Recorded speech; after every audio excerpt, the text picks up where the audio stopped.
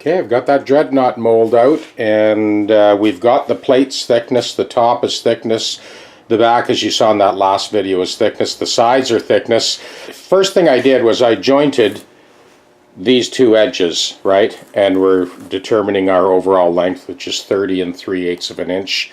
So we'll cut those to length, and then we'll do the taper. Mike McConville here again for StringTech Workstations. We're going to walk you through this Rosewood Dreadnought build. We have thicknessed the plates, so the sides have been thicknessed to 85 thou.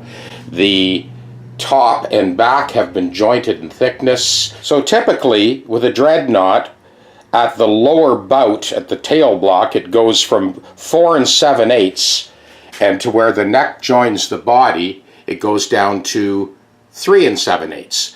So I'm erring on the side of caution here. I've used a white grease pencil to mark the rosewood, so you can kind of see your lines, and then I trace over the grease pencil mark with a regular pencil. So we've always got to err on the side of caution here. We're going to cut those sides just a little too big. I actually just use the bandsaw to sort of skim it down shy of the line, and then I run it over the joiner and just kiss that line to get those dimensions right.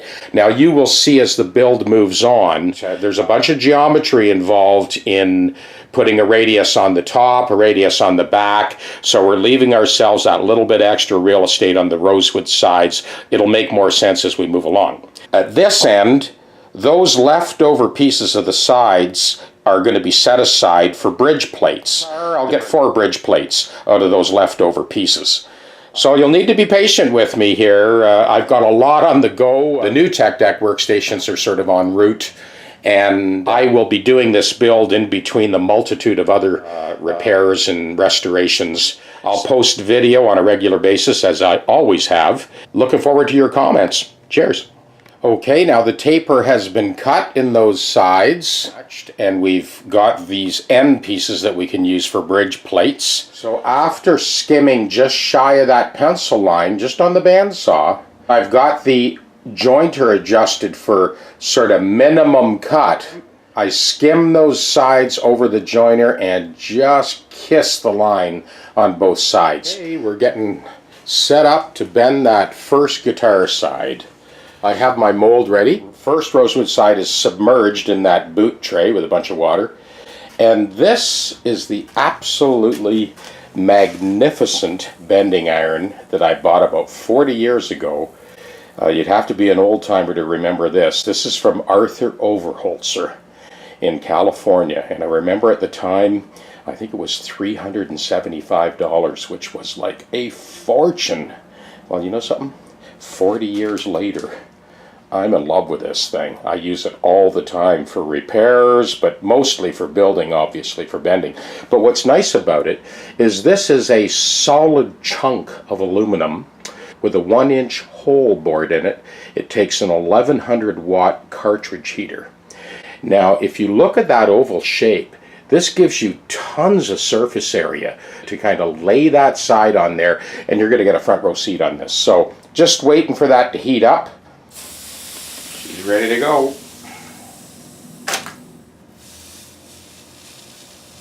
Just kind of heat up the overall piece first and get it to start to flex a little bit. When you get to the end here, better off using a block. If you use your fingers and you're doing it for the first time, it's really easy to split that side. We've got lots of heated surface there on this side. So I'm starting with the lower bout. Keep that side nice and wet as we go. Like I said earlier, it's nice to have that nice wide oval shape because it gives me a huge 3-4 inch surface to make contact with the side, as opposed to a circle, which gives you about, if you're lucky, 1/8 of an inch of surface contact. No regrets spending the money on this thing all those years ago. You know, like any tradesman, you know that you never waste money on good tools. I like to bend the lower bout first, then I'll bend the upper bout, and then I'll gently bend the waist in the opposite direction. Now the Dreadnought gets pretty flat at the tail block, so I'm not putting too much of a bend right to the very edge because it kind of, like I said, it flattens right out.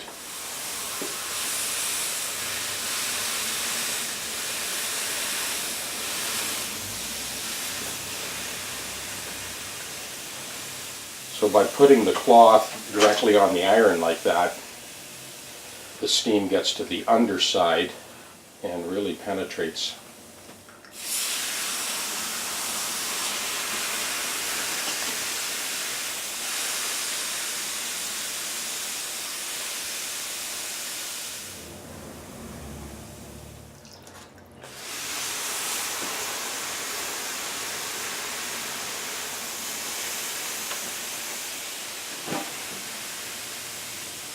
So I like to get that lower bout first.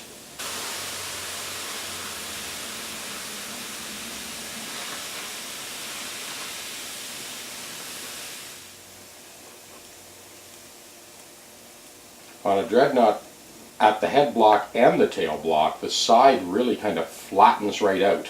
Just getting that flexibility now in the upper bout. And I'm going to kind of slip it in the mold and we'll kind of get a reading on where the waist bend is going to be.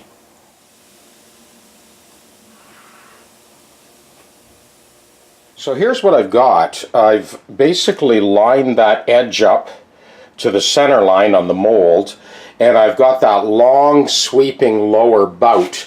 Pretty good contact just about to the waist. I have started the upper bout bend, but before I go any further I want to mark the waist, because we're going to start to back bend this piece. Those two chalk lines indicate where the back bow starts and ends. So now I'm going to work on that upper bout again and try and get it a little closer. So two things I'm doing here. I'm going to bend the upper bout to that sort of convex radius, and then I'm going to work on that waist to get a concave radius to fit nicely against the mold without any stress. So we're going to work on that waist bend next, once again. So, and now we're going to heat that portion of the waist up first. Rock gently back and forth against that nice long surface and let the wood do its thing. Nice and gentle, don't force anything.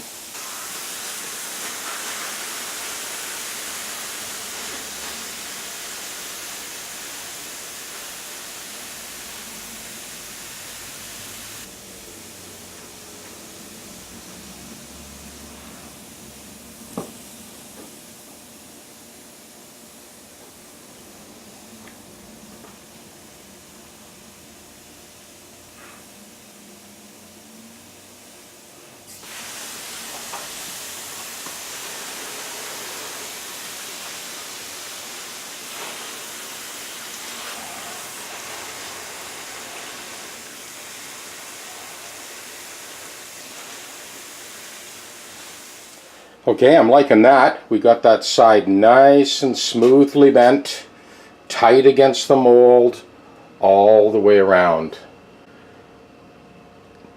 We're basically repeating as above. We'll do the next side. All right, both sides are in the mold. We'll let that set overnight, and then we'll get on with the head block and tail block. Now, it's going to be stop and go on this guitar because I do have a bunch of repairs. I will keep you posted. Hope that helps. One thing I did want to mention, and the reason I'm mentioning this is because I've seen this in the guitar build class. These sides are book matched, right? So you got to make sure that you know what is inside and what is outside. I've just seen a few of the students make that mistake. Then you don't get that perfect book match at the tail block. Well, that's my setup.